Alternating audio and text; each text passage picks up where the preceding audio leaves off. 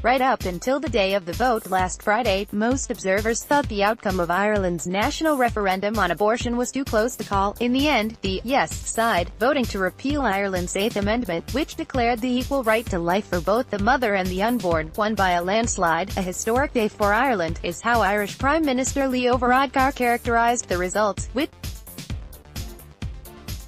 abortion rights related. This Irish podcaster dives into the abortion debate. We voted for the 200,000 Irish women who've traveled to Britain since 1983 to end their pregnancies, for the couples who shared their heartbreaking stories of returning from Liverpool and other English cities with tiny coffins, for the young and not so young women.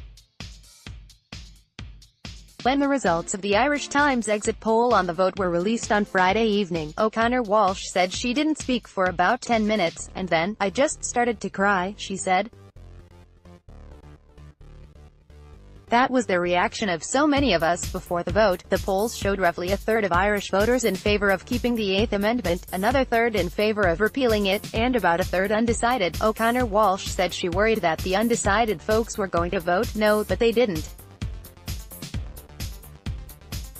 They turned out to be silent yes voters, O'Connor Walsh said. Exit interviews conducted with people on Friday suggested that many voters were swayed to vote yes by people they already knew and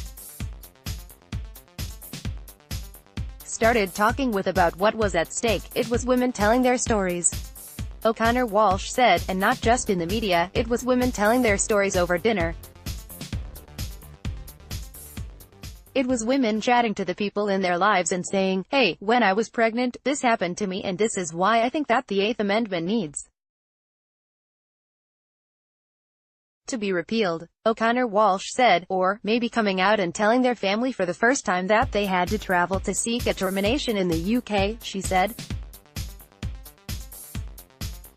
These kinds of conversations were quietly happening all over the country. Younger women in Irish cities were the biggest supporters of repeal.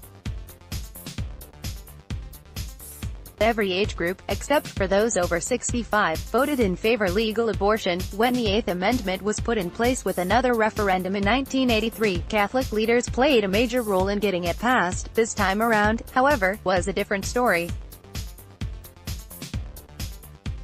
The Catholic Church largely stayed on the sidelines ahead of the referendum. Much of the Irish public has lost faith in the Church as a moral authority. The child sex abuse scandal with Catholic clergy is one reason. Then there were the revelations about abusive homes for unmarried pregnant women run by Catholic nuns. On Irish radio this morning, Bishop Kevin Doran said that Catholics who voted yes in Friday's referendum should consider coming to confession. Voting yes, the Irish bishop said, was a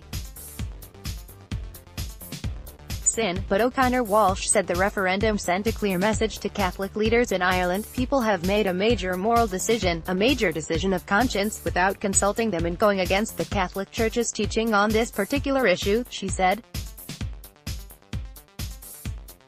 I think the Church really needs to sit back and ask themselves, how are they going to make themselves relevant again, if they can? They're certainly not going to have as much of a place in the running of the state as they've had previously, and I think they need to acknowledge that. The Archbishop of Dublin, Diarmuid Martin, seemed to do just that on Sunday. He told people at Mass that the Catholic Church will be regarded with indifference in Ireland, and that the Church must renew its commitment to support life. Pro-life means radically rediscovering in all our lives a special love for the poor. That is the mark of the followers of Jesus, Martin said. The Archbishop said this includes helping women in difficult situations to choose life. Supporters of abortion rights in Ireland